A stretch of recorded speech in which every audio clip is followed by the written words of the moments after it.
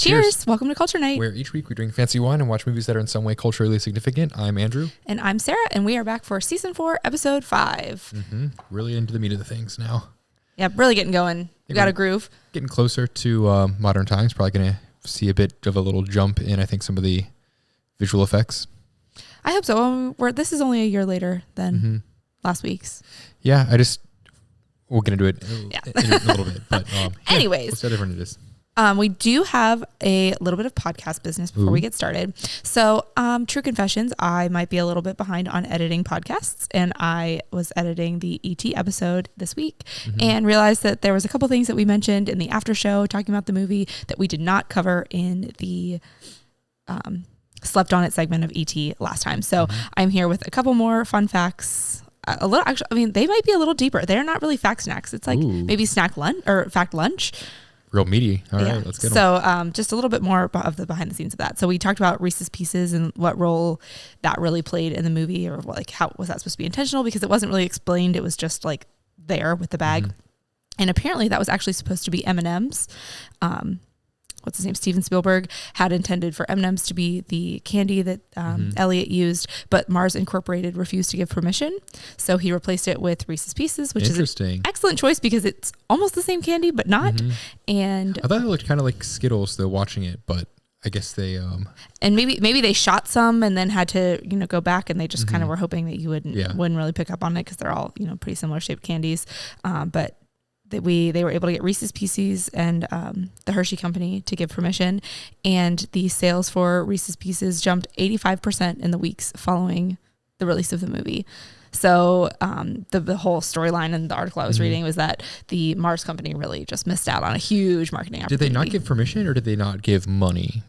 I think it's probably more what it was. I'm sure you don't need permission to just like show it there unless you're trying to you show it in like a bad light. But I think for that, basically, I think they would have taken the free publicity. They probably just didn't want to pay up for Steven Spielberg to actually put in the effort to put him in there. I mean, it was quoted in the article as permission. Yeah. But it did talk about how Hershey gave money.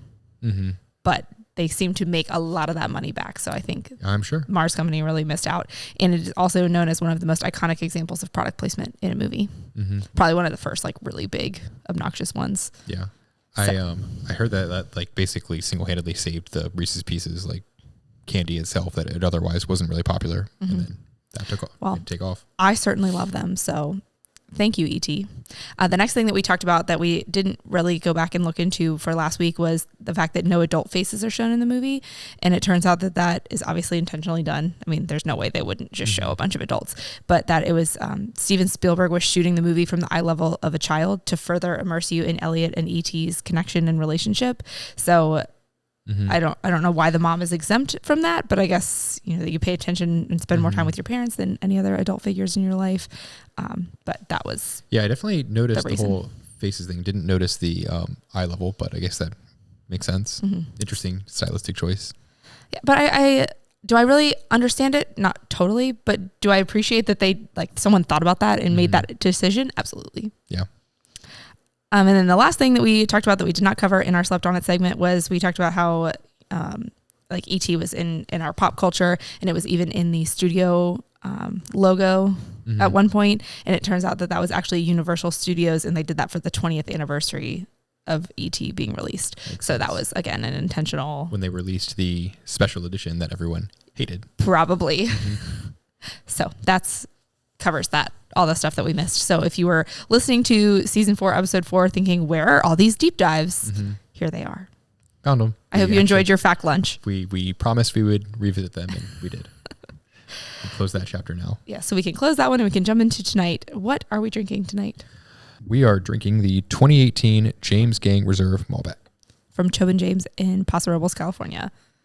Not sponsored, but we do still love you, Tobin. Let's see. Anything on here? Oh, no, it's just the really generic back where it just talks about that wine has flavors, but not this wine. It has... not necessarily this wine. It smells almost like Christmas tree, or bark. Very outdoorsy. I still have some Baby Magic lotion on my hands from bedtime from our daughters, and it's really, I need to hold my hands as far away from this as possible to actually smell it. First thought was, it's got notes of Baby Magic, and what are all those baby powder scents? Lavender. No. I've smelled it. Yeah, I definitely got that Christmas spice there.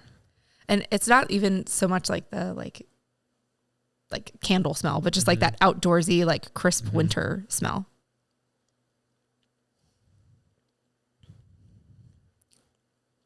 It's very dry. Oh, very, yeah. Definitely taste the Christmas spice there. But in a great way. Not overly spicy. Doesn't feel very thick. I don't know a whole lot about Malbec, nor do I drink a lot of them, but I'm enjoying this. It's very, very pleasant. Got a little peppery taste, I would say. Yeah, I like it because it's not super fruity. I enjoy wines that are a lot earthier and... those dark fruits. Yeah. Yeah. So, very delicious. We'll give you guys our notes after we have a couple glasses of it during the movie. So now... Is it time to go behind the screens? Let's go behind the screens. Now it's time to go behind the screens, where we go behind the big screens of Hollywood and learn more about some aspect of film production or storytelling. Take it away. So this week we are looking into the practical effects from Terminator, which we watched last week. If you've not watched that, go back and watch that episode. So I think we kind of noticed some of like the animation and the effects and how they looked kind of like jarring and little uncanny valley. But I think for their time, we can agree that it was probably very revolutionary and very definitely, mind blowing to actually see that and see like the Terminator like in motion, all that. So originally James Cameron wanted to capture 100% of all of the effects of the Terminator exoskeleton moving around with just stop motion. Okay. But one of his special effects assistants, I guess, Stan Winston, pushed him to use animatronics and puppets in addition to just the stop motion. Did they reach out to Disney? Not that I saw. Okay. And they thought they concluded that actually after looking back at it all, that using these animatronics and puppets actually saved them 6 months worth of time in post-production by not having to do stop motion. Oh, I believe it. Stop motion animation takes forever. Yeah. So like each frame having to actually move a model into place and take a picture of it, and then, keep positioning it and getting it to lock in place, all that sort of stuff. Which actually the model that they used for a lot of the stop motion scenes, they needed to make it large enough where they could actually move the pieces in a realistic way and have it be sturdy enough to really lock into place and not move. And just all the ways they didn't want it to be super rigid. They wanted to actually have it be able to move in a lot of different ways, like a human body would, to really show this Terminator. So it actually ended up having more than 100 parts, and took 2 weeks after they'd kind of made the model and all the pieces to actually assemble it into this Terminator model there. Wow. And all the actual attempts to actually make the model initially put them 6 weeks behind schedule just by having to do this, because they couldn't start shooting a lot of the scenes until they'd actually done these scenes where they had the stop motion with the model and the puppet and everything to capture that, because they ended up using some rear projection to capture some of the scenes. So like that scene where they're in the warehouse and they're trying to close the door and you kind of see the Terminator coming towards them. You can kind of tell by watching it that it's actually an animated scene. But what they did is they basically had, they recorded the scene of the Terminator walking down the hallway, and then they put a screen up. So the actors are looking at a screen that's actually playing that they're capturing. It wasn't done in post. It was done in real time while they're closing that on there. They had a screen they were projecting the Terminator walking down the hallway to do. So I did kind of notice watching it in a really high resolution version like this, that it did kind of didn't have the depth of seeing the Terminator actually come down the hall. You kind of see that, but that's how they were able to capture that effect. Interesting. But what I found even more interesting was they wanted this stop motion to be 24 frames per second. So they had meant that every time they took a stop motion, they had to do, for every second that the thing's on screen, 24 individual stop motion frames for it. But they also wanted it to look realistic, so they wanted some motion blur with it. And you can't really do that when there's not actually, you're not capturing the actual movement of there. You're not getting a half frame or anything in between there. So in order to give it a little bit of blur, they took the lens and they rubbed Vaseline on it and then rubbed it off to give it that kind of hazy look, so that as they were capturing that scene, it made it look slightly more motiony, that you're getting a little bit of blur as you played it back. I think that's the most magical thing to me about movies, is not the the digital technical stuff, but when they're in the moment filming something and they're you know what? let's rub Vaseline on the lens, or like how they can You need it to look blurry. Okay, then make the lens blurry. Just kind of like hacking things together to get what they want. And I think that's what what truly makes movie making so incredible and such a talent, is when you know that like you can try this stupid thing or like use this household object and get what you want. And I think that's just really, really what cool. I wish we could like find out is how many things were attempted to try to do something like this and they were like, oh no, that's stupid, like it looks way worse, or did you know, what sort of like crazy things did people think like just might work but like didn't quite work? Because we only ever hear about the crazy things where it's like, oh, who would have thought of that? But I feel like there's probably so many more ideas out there that people were like, yeah, we tried to film it this way but it looked terrible. Yeah, I mean, like with the scroll on Star Wars, like how many ways did they try that? I feel like there's so many good stories from the sets for those kinds of things. And then finally, they wanted to capture the limp of the Terminator because the leg kind of gets messed up from the Terminator in the car crash, whatever. And they wanted to animate that and have it look realistic. So what they did is they had Arnold Schwarzenegger limp around, you know, before his like skin melted off and became the Terminator, and they used that so that they could actually more accurately replicate what the limp looked like, because they wanted you to believe that machine that you're only seeing the exoskeleton or the actual mechanical exoskeleton moving around is still the same thing as what Arnold Schwarzenegger's character was. So moving around like that. The attention to detail is amazing. Next was when Reese is fighting the Terminator on the walkway in that factory. They had to, he's obviously not fighting a real Terminator. He's just fighting air. In order to get that projection to look right, to make it look realistic, they had to make like a 1-to-1 scale model of that entire walkway so they could project it to make it look realistic. And it took like weeks to actually like make that one model. So a whole lot of work to just get like 3 seconds of film for some of these things. I feel like must have taken them weeks and months to really talk about dedicated to the craft. And nowadays you could probably do a lot of those things with a couple seconds in like some sort of thing like DaVinci Resolve or something. And so a lot of fans have actually wanted to see like what it would look like with more modern like remastering essentially, but then everyone else is pushing back and saying, do not George Lucas this. Nope. If we learned one thing from season 4 of Culture Night Pod, it's don't George Lucas films. Right. And so like I so appreciate like seeing that as like, oh, that's the state of the art from the time. If they completely redid it, and it wouldn't be the same, and it wouldn't be what Terminator actually represents. I just love these movies being a time capsule. Me too. Like clean them up so that they work better, but don't make stuff that isn't there. And that's, I think, what we're finding from this podcast and watching these movies is we want what was the experience of this movie in this time. I don't want a cleaned up 2020s version. I want the original, because then it's not, then I'm not getting the authentic experience. So crazy. That wraps up my behind the screens for the practical effects in Terminator. Thank you. We learn something new every week. I think now it's time to jump into Slept On It, where we are going to revisit the Terminator that we watched last week. And we're going to look at our scores. Did your score change after sleeping on it? You rated it an 8.1 and I rated it a 5.8. I don't think so. I think I said in last week's episode, I love Terminator 2 more than Terminator 1, but Terminator 1 still has a soft spot in my heart. So I think 8.1 seems a bit right. I would love to go back and rewatch Terminator 2, and I think that would actually get a higher score for me.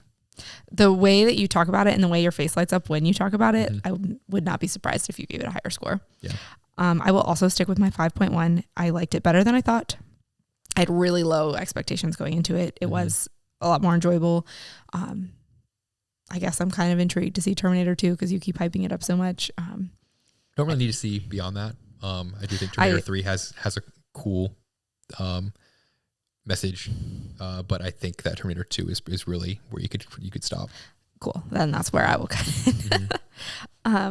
All right. So now we're gonna jump into our fact snacks. I'm really thinking that that's catching on. I like that. Just a little taste of some of the things we talked about last week, and a little bit more information from the things that we talked about before. So my first fun fact snack is that Arnold Schwarzenegger was originally approached to play Kyle Reese alongside O.J. Simpson as the Terminator. Wouldn't that be something? And apparently Arnold Schwarzenegger has like an original like mock-up artwork for a movie poster with O.J. as the Terminator and Arnold as Kyle Reese. God. And I'm like, I am obsessed with that. That's so funny. It'd be a very, very, very different movie. Oh, 100%.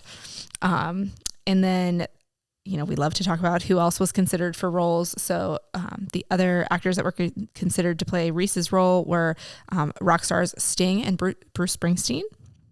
Oscar-winning actors Tommy Lee Jones, Sylvester Stallone, and Mel Gibson. Cannot picture Mel Gibson in this, but and other performers were included Matt Dillon and Kurt Russell. So they were all considered for the role of just a bunch of guys. They brought them in a room and they're probably immediately like, yeah, nope, not scary enough. Mm-hmm.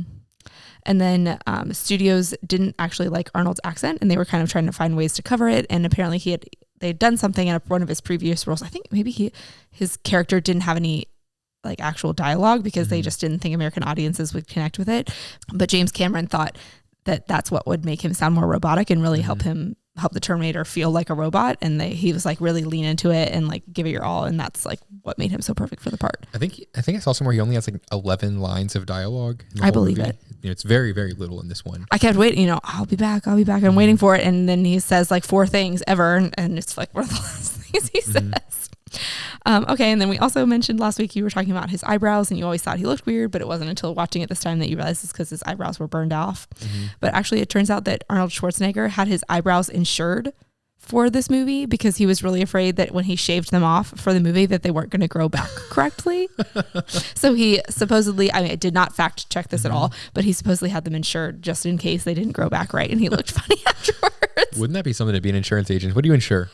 Eyebrows? Arnold Schwarzenegger's eyebrows. So that was funny. One more thing that I saw in my research was that I'll be back line. Arnold Schwarzenegger had a lot of difficulty saying I'll. So he really wanted James Cameron to change the line to I will be back. He thought it would sound a little more robotic too. And James Cameron pushed back and said, no, this is the line. This is how I want it to be said. And obviously became like the iconic line. And now he said it in like, I think someone said like 10 of his movies or something, is various like, cameos or jokes on it. So it's become such the iconic line, but it was very close to just being, I will be back. I will say I agree that it sounds a little bit more robotic, the full. And they said words. that they liked his voice or his accent because they felt like it kind of gave the impression that these robots hadn't quite gotten the whole human voice thing. It wasn't quite right to really fully blend in yet. So it was kind of like good that it didn't sound perfectly fluent or anything like that. And once I read that, it all clicked and made sense to me. And I think that was a good choice. All right. So I think that wraps up our thoughts on the Terminator. I know you're sad to be moving on, but still got some great movies ahead. Very excited for tonight. So let's hop into tonight's movie. What are we watching? We are watching Back to the Future from 1985. It is rated PG for pretty good. Yeah, that's what it stands for. So let's hop into our time machine. Back to 1985. I didn't even think about that going into this week. Oh my gosh, I'm so stupid. How come Bowling for Soup isn't on our top songs released? Well, I think I came out a little later. The top 3 movies released that year were Back to the Future, grossing $194 million, Rambo: First Blood Part 2, which I believe was actually written by James Cameron.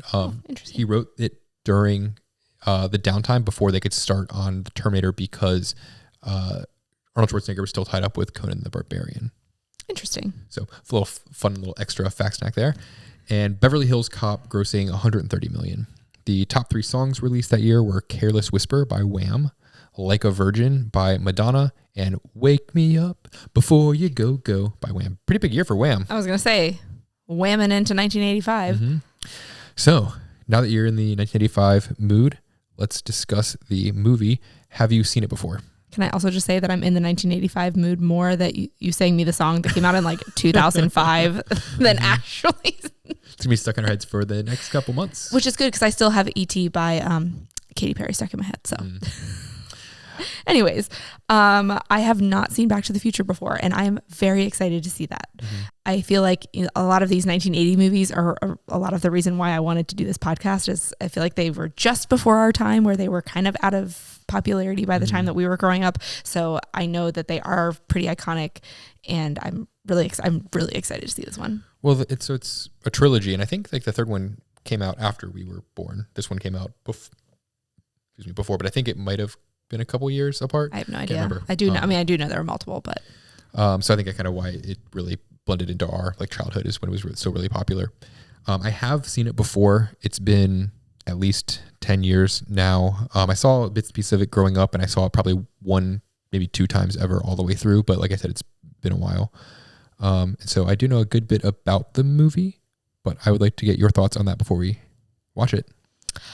Okay, so the buzzwords that I know from this movie, I know Michael J. Fox is in it. Mm-hmm.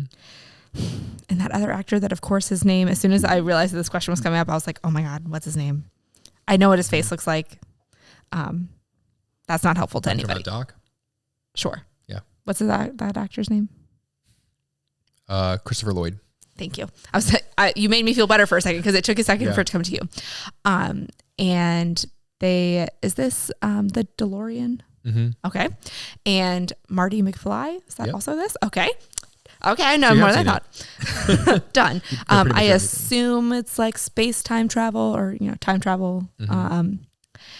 And that's about it. Well, you're in for quite a fun ride. I'm really excited. That's all I know, really. Time travel. I know the names, and that's it. So I'm excited to see how I come into the part 2 of this, because you never know. Yeah, I think you're going to enjoy this ride. All right, well, let's hop in the DeLorean and go back to the future. Let's do it. Cheers.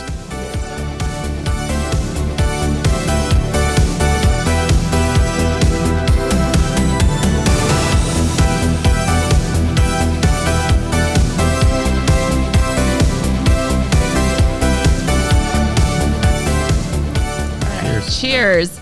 Back to the future. Back to now. Back to the wine scale. Ayo.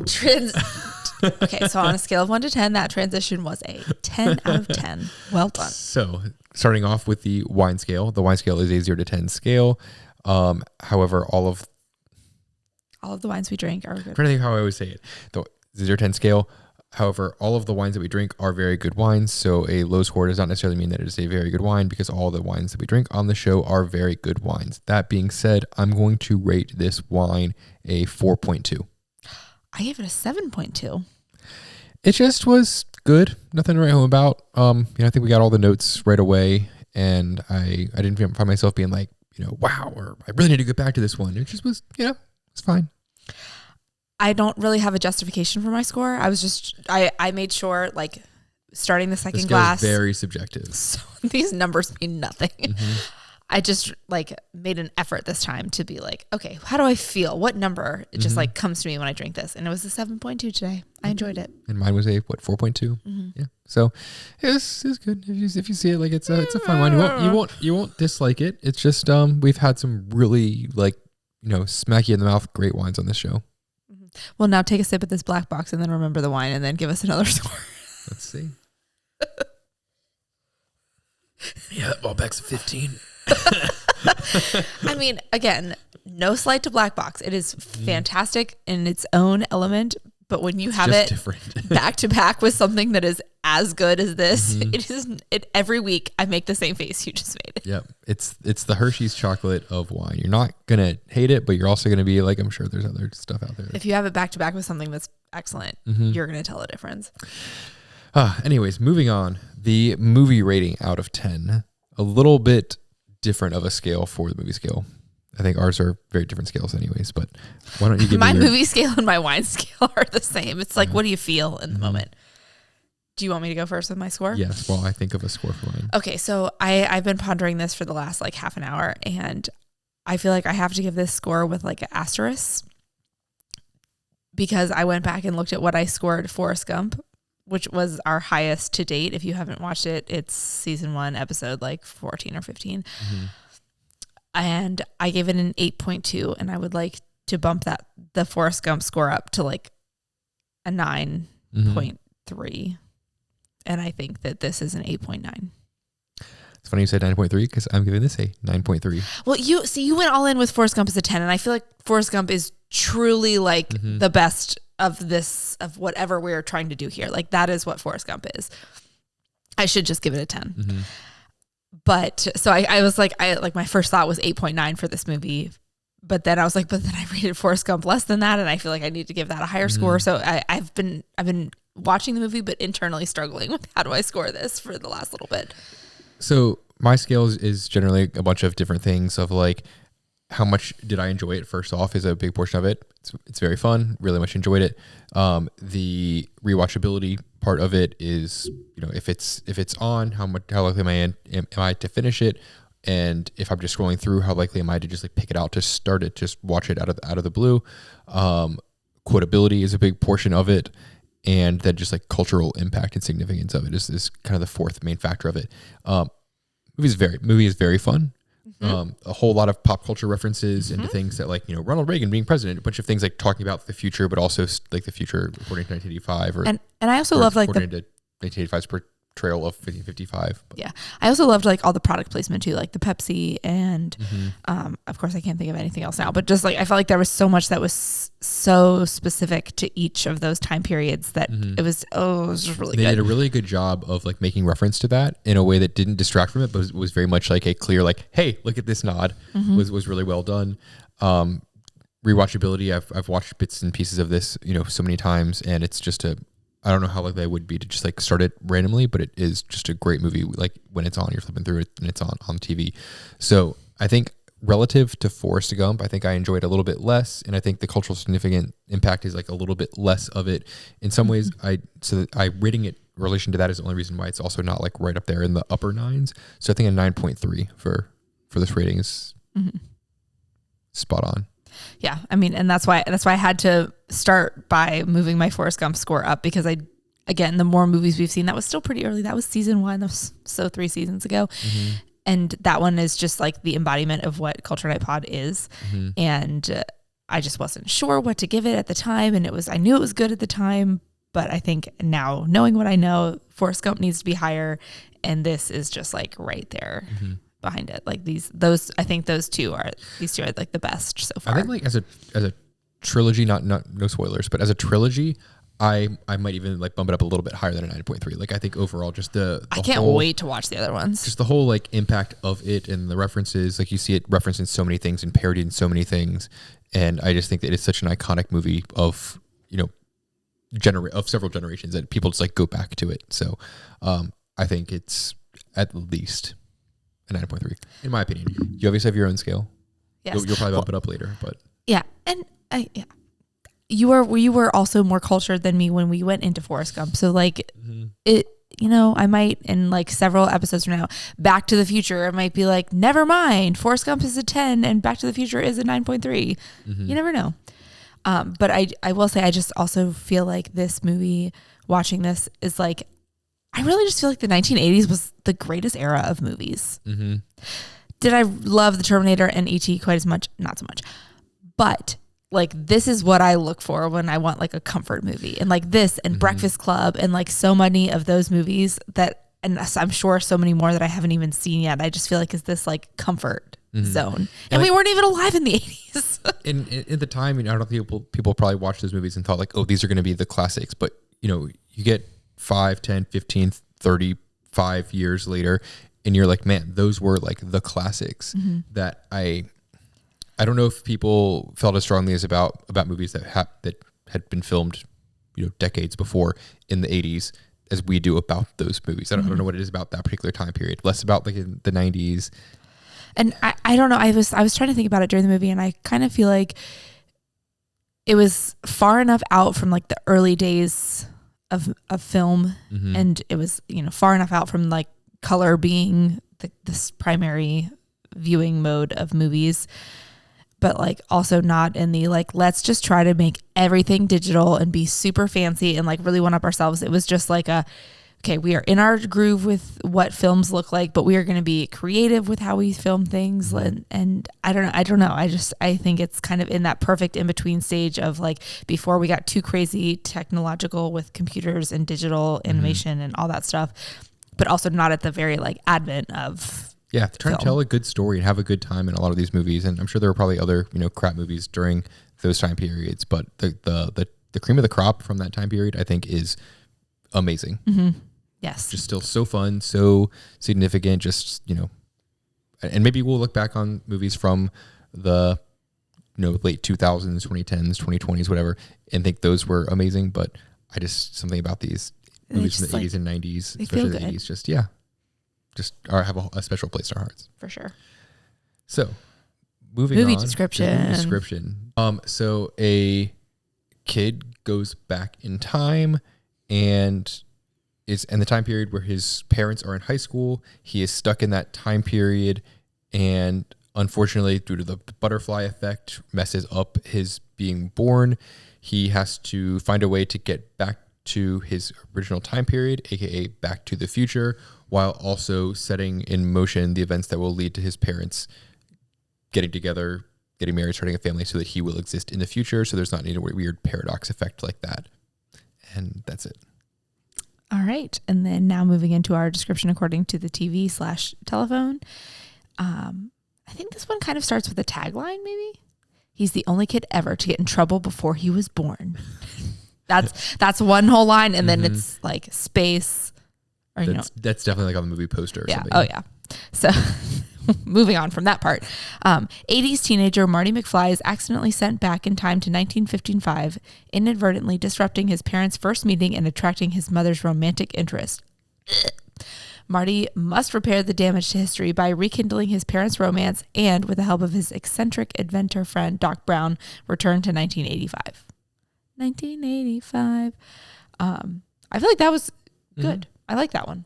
I love the tagline the most. So now, was the movie what you expected? Yes, because I've seen it and I still love it.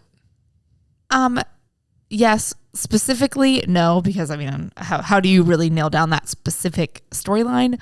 Overall, time travel, something goes wrong, gotta fix things.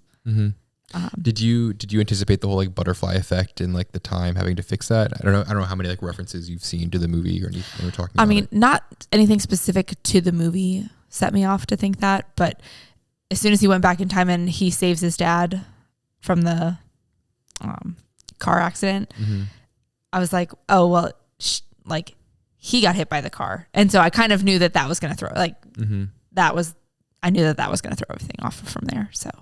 Yeah. I think you also, hadn't noticed that the parents were played by younger actors that were aged in the beginning. I did know that because I was like, Michael J. Fox looks kind of old to be playing a high schooler. How old is he in this? So I knew that he was 24 when this movie was made, maybe 23, 24. And then as soon as I heard the dad's voice, I was like, that is familiar to me. So I looked at that and I was like, he is younger than Michael J. Fox. That's weird.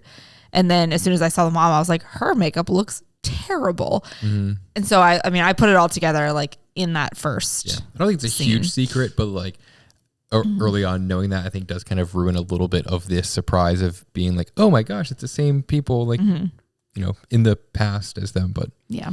And I think it's a relatively major part of it. Going to like, what I expected, the benefit of a rewatch is you can pay attention to more minor things that you wouldn't on the first one. And I think you were paying attention to some of the things of like the background stores they showed in the town square and just other things that I picked up on this time, knowing more of the storyline, like the mayor's vans advertising everything and just a bunch of the really minor things. I'm sure there's things that people have documented online that go way beyond that, but it's a lot of fun watching these things. That's exactly what I was thinking. Cause I somehow noticed the the adult store and the travel agency. Like there was a couple that I, for some reason, noticed, and my brain was like, somebody on the internet has this entire street square mapped out and how it changes and what it starts with. Like there is someone that sat down and slowly watched this whole scene because the internet is a scary but like amazing place. Yeah, I'm sure there's people that are like, oh, he runs over this bush in 1955, so that's why the bush is not there when he goes back and whatever.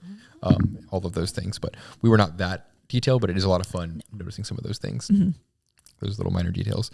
How well did the movie age? Fine. Yeah, I didn't think there was no issues with it. I think there were one or two times where I noticed the special effects. I think with his like hand, kind of like disappearing a little bit as he was. That was the only time I noticed it. Yeah, but otherwise there wasn't really anything they had to do crazy besides the car disappearing. Everything else with time travel, they didn't try to make some weird like super trippy like sequence of him going through a wormhole or something. It was very much instant. I thought the special effects and visual effects seemed fine. Movie aged well. Like I've said before, time periods usually age pretty well. And this was 85, but also taking place mostly in 1955, 30 years removed from that time period. You can kind of be a little more consistent in your portrayal of that time period.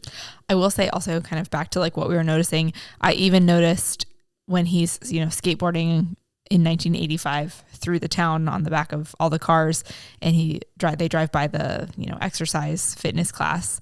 I was like, that is a very retro looking building. It looks very like 1950s. And then that's what the soda shop ends up being. And like, I definitely picked up on a lot of things before they noticed it. And I truly attribute that all to the podcast. Is I'm paying attention a lot more to movies, and I'm very grateful for it. Yeah. Not just watching it for background noise. Could this movie be made today? Yes. Yes, but if they did, they would go back in time, 30 years? To 1990. Yeah, 1990. 4. 94, yeah. Ugh. Yeah, so that kind of hurts. That hurts a lot. But could they also make the exact same movie like 1985 to 1955? Yes. Yeah, they should have made it 30 years after 85. Maybe they talked about it. We'll see if there was ever any plans for that as some sort of like nod back to it, cash in on the nostalgia there. Yeah. But otherwise, I don't think there was anything referenced in the movie that didn't age well, or the special effects, like we said, aged fine. So did they say the title of the movie in the movie? Did they? They sure did.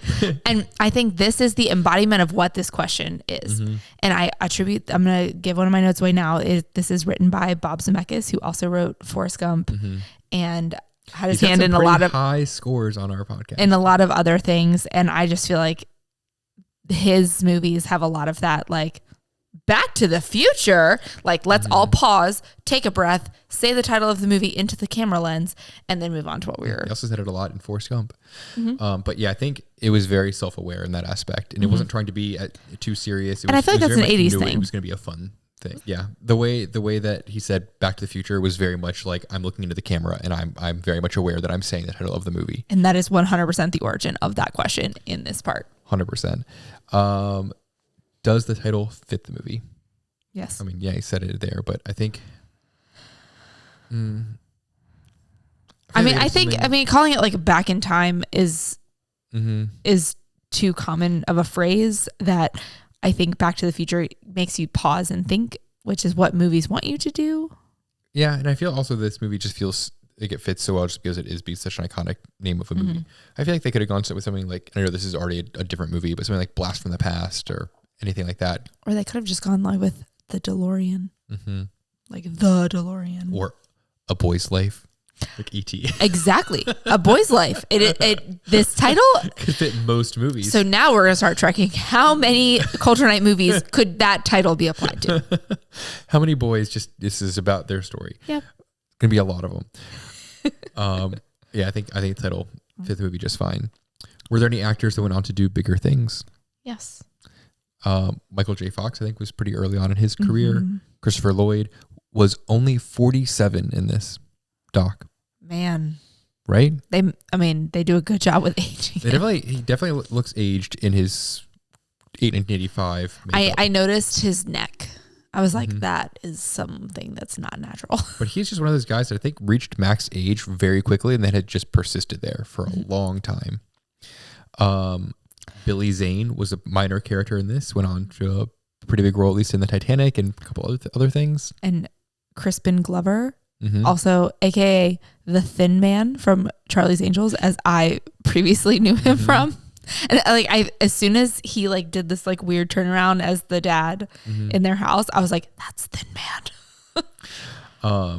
So yeah, a couple other people. I don't think the mom is in a ABC Family Freeform show that I've watched just a couple ABC of. Family. No one says Freeform. I'm just trying to be Next, correct. you're going to start calling it X. Oh God, no. Twitter. I'm sorry. Who do you think you are, changing a social media platform after like 15 years? Anyways. I think Billy Zane was the most impressive there for being such a minor character and being at least a name that we know. Definitely went on to do bigger things than just being a sidekick in a bully gang. What impact do you think the movie had on pop culture? A lot. I mean, I knew a lot. Most of my references, as I told him after we cut the pre-show, was most of my references for this movie come from a Reliant K song that came out in like 2005 called Hello McFly. And that's where I pulled that from. And it was still a little embarrassed for you, but still love you. It is what it is. I've accepted it at this point. That's how I know it. I think things, even as small as like the signature red vest that he's wearing. You mean life preserver? Yeah, the life preserver. So many of the random references, like the 1.21 gigawatts and Great Scott, and so many like random lines from this. So is that what the Great Scott production company that is named after one of the like The Office or the Parks and Rec? I'm sure it is. It's probably referencing I will this. look into that, because I mean you hear it in that like that, you know, the show ends and then they have like a couple like production companies and Great Scott. But like the DeLorean itself, I think no one referenced or associates it with anything except for this movie, because I think the vehicle was a flop of a. So it is a real car. Okay, that's brand new information to me as of the beginning of this. From what movie. I know, it's had those doors. It didn't sell very well. It was very heavy, very odd, and I think this is the main thing that it's known for. I'm shocked this didn't boost sales. Right? Could have at Reese's Pieces. And I think just the way that people view time travel and like the butterfly effect, I think is very much informed by this movie and the way that they portrayed the impacts of someone traveling back in time. And then finally, do you feel cultured after watching it? So much. And I feel it every time. I can't wait for you to watch the sequels, because I can't wait. A big important part about. Can't wait. I'm so excited. I will let you go first on notes, because I went first last week. Okay, so my first note was those beat up white Nikes. Like that's your first note. When Michael J. Fox kind of enters the scene and he's wearing those Nikes that are those classic swoosh little beat up white Nikes. I think that is something that just is going to continuously go in and out of style, and I think right now it's very much in style. That you are in. I watched that and I was like, well, yes, this could be made today with those exact shoes, because I think everyone just would fawn over those. And it still looks cool. Do you hear the SNL A.D. Bryant and Bowen Yang saying "in white Nike swoosh"? In. Yeah. Out. Very much so. And also a lot of the random shirts that he wore. I think there was a long time period where those felt very tacky and dated. And now those 1950s. He didn't look so outdated. And also, I was wearing a vest in the first part of the podcast, if you were watching on YouTube, and they kept talking about his life preserver. And I was like, oh my gosh, I took my life preserver off. What am I going to do? Sink. Yeah, I think that it's crazy just how some of those fashion things just come around and stick. My next note was soundtracks. This one has a pretty iconic soundtrack. One that I don't feel like a lot of times could pick it out of the blue and hum along to it, but when you hear it, it's very much the Back to the Future soundtrack. And I was just noticing how many iconic soundtracks there's been this season in these movies. I would have never said that Sci-Fi was the soundtrack season, but I mean, I'll be the first to admit I was wrong. Not just the soundtracks, but like the themes, I should say. And not to spoil anything, but there's going to be more in this season that are iconic, and it's something that I hadn't really thought about until we started this season. But it's very much like, I don't know if it's the theme that made it or what it is, and I think John Williams was behind a whole bunch of them. But it's not the theme; it's just John Williams. Yeah, but this one also had a very great iconic theme, and I think this would have been really different if they just interjected a whole bunch of like modern 1980s or 1950s like songs in there. It would have felt kind of weird, but great soundtrack, great theme.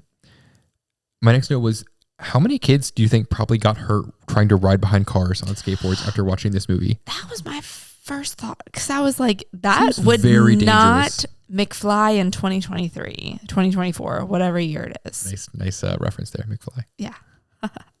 Sometimes I'm aware. I'm also shocked because I'm so tired right now that the fact that I got that was great. He made it look cool, but that's gonna be terrifying if you don't do it right. And I appreciate that it is a town square. They can only be driving but so fast there. That's not going to be like a 45 mile an hour plus zone, but still. And getting pinned behind someone or going flying off, or just your skateboard not holding up to those kind of speeds, or just anything could go so wrong. And I don't know if it's like because I'm a mom now, and I know we have girls that would never do something like that. But I was like, someone tell that boy no. Yeah, just getting slingshotted straight into a wall somewhere just seemed very dangerous. I'm sure there were probably in the next 10 years after this movie came out, a whole bunch of people that tried this and it did not work out well for them. I'm certain in the weeks after this, or like friends being like, oh man, like I'll drive the car, you hold on. No, thank you. Yeah, I'm sure that led to a whole bunch of injuries, probably some unfortunate. Yeah, that would not be. Injuries. That's the one thing. Could it be made today? That part would be cut. 2020 parents would not allow that. Speaking of could it be made today, this was a PG rated movie, and there's references to orgies, XXX shows, shit, son of a bitch, a whole bunch of dams. I didn't have an actual note, but I did want to mention that I would have said at least PG-13. A lot of drinking, I think nowadays this would definitely not be a PG movie. I don't think it needs to get there. It doesn't need to be R, but I think PG-13 would be a lot more. And I say that to cut a lot. I think they probably would just cut a lot. I think some of these things weren't necessarily necessary, and I think it was fine at the time. But I think nowadays they would have been a little more like, we don't need these things in the background or these random sayings or phrases. They'd reword things just to get just under that PG-13 rating. I will say, I don't understand why the movie theater had to be playing like orgies, blah, blah. Like the town square movie theater is going to have that advertised.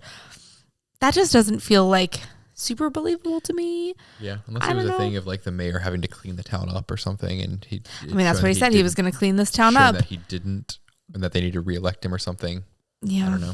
There's got to be a deeper meaning there, because I was just like, that just feels like it seems very aggressive. I mean, I understand that things like that happen, but it does seem like it's not like a totally decrepit town. I don't know. Didn't track too well for me. My next note was that Christopher Lloyd was 47. We already mentioned that. I want to know, where did Doc get his money?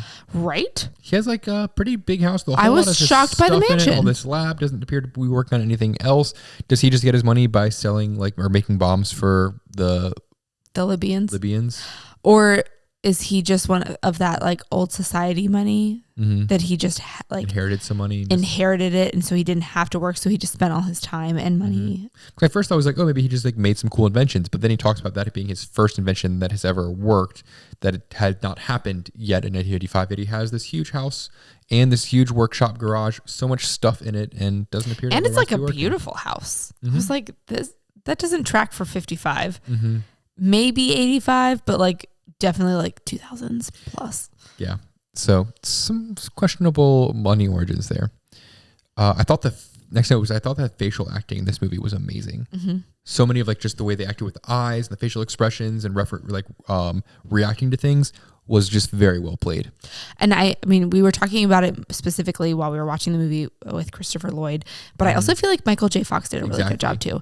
And I found myself noticing that independently of the things we were talking about. The random like double takes, triple takes, and like when someone like moves in front of his face and moves back away and you see his reaction to it. I thought the facial acting was very good in this movie. And the mom with her like sexy eyes, and like she was into him, and we were all, as an audience, we were collectively like, oh, that's your son, but she was selling it with her face. She needed a straw real bad because she was very thirsty, and she didn't have to say a word for us to realize it. You've got it, nailed it, move on. My next note was the dude with the 3D glasses. First of all, like, I don't really think I need to discuss why was he wearing 3D glasses. It just seemed very like weird and odd. My question was more, how did he keep those things on? If you've ever like worn those cardboard 3D glasses, they are not very like firm. And this dude is like running around like pulling this guy that they're bullying and throwing him into a trunk. And those glasses don't just like flip off. So I have like a 3-part question for that. Was 3D movies around in 1955? Like that was my biggest thing, is like I imagined that like that would be novel in 1985, not 1955. So that felt a little off for me. I applauded his commitment because wearing, like you said, wearing those physically is a commitment, but also visually is a commitment. And he's supposed to be the bully, right? But also one of the bullies. I believe it. Like I totally believe that as a character trait to someone in that group of friends. Yeah. Like the dude that just like decides he's going to do something stupid like that and commits to it. I love it. And can only get away with it because he's already friends with the bully when he starts doing that. Absolutely. My next note was that I got some real Ferris Bueller vibes when Michael J. Fox was on the stage playing the guitar, rocking out to Go Johnny Go. Felt very similar to Ferris Bueller and the parade, rocking out and just kind of going off. And are these the same year? If not very close together? I think this might be the year before Ferris Bueller. Maybe, yeah. It just felt like I felt a lot of similarities to there, where he's also clearly not singing, but rocking out to this was a year rock song. A year before Ferris Bueller. So Ferris Bueller was 86 and this was 85. Informed by this.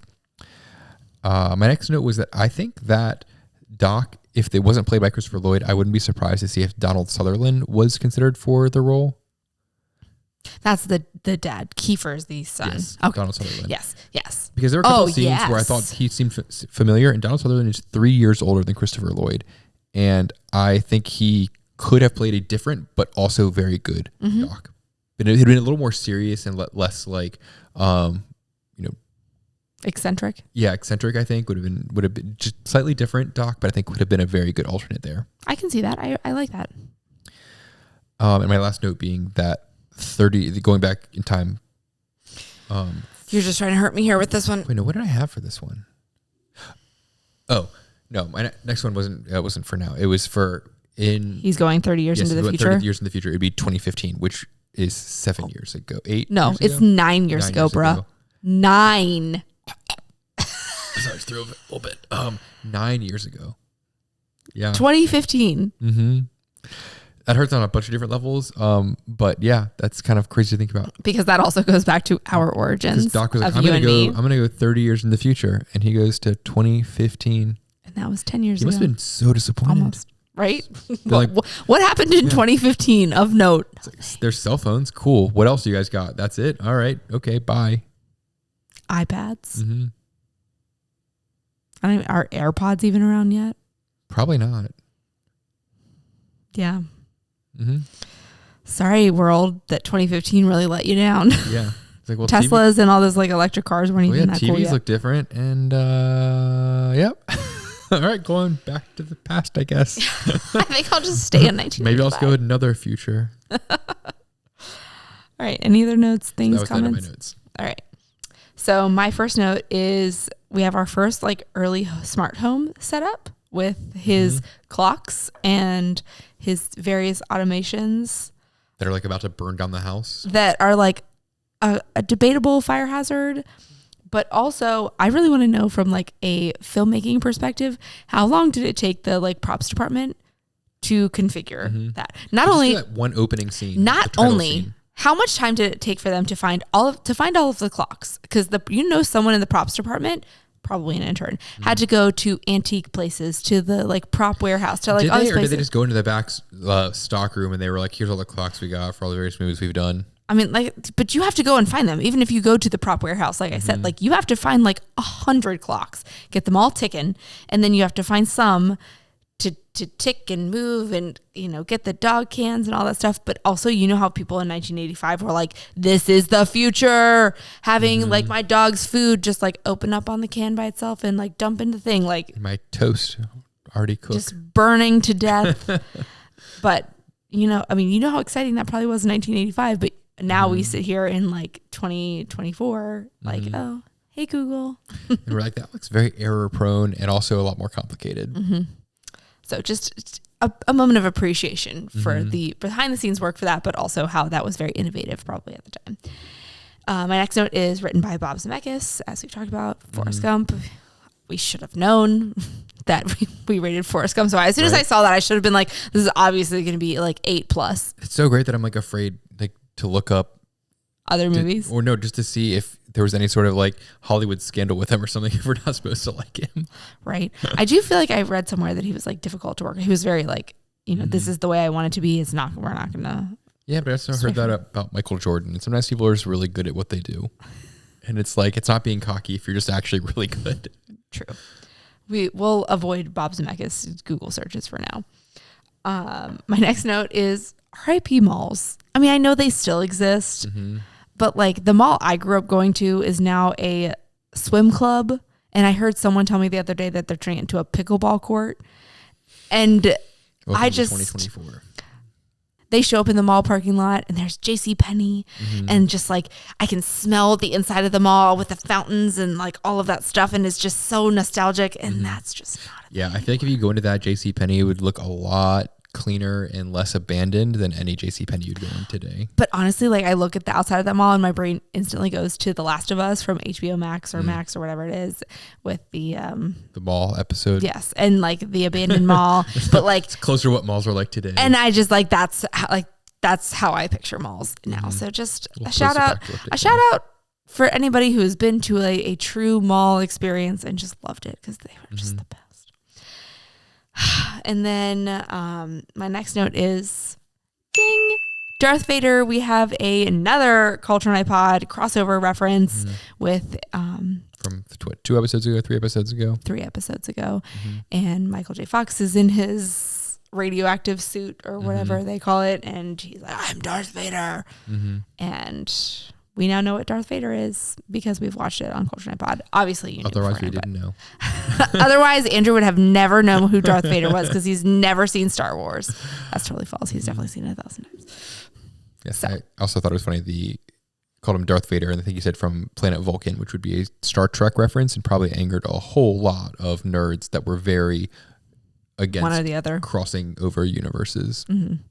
But as someone who doesn't care about that, I love that, you are living in this time and you are going back in time to someone who has no idea, and you're like, y'all don't know. I'm going to just throw all these words out there that don't mean anything to you, and it's going to just but also hit you. What, 50? So 22 years later would be when Star Wars came out. Yeah. Wouldn't Dad have been like, wait a second?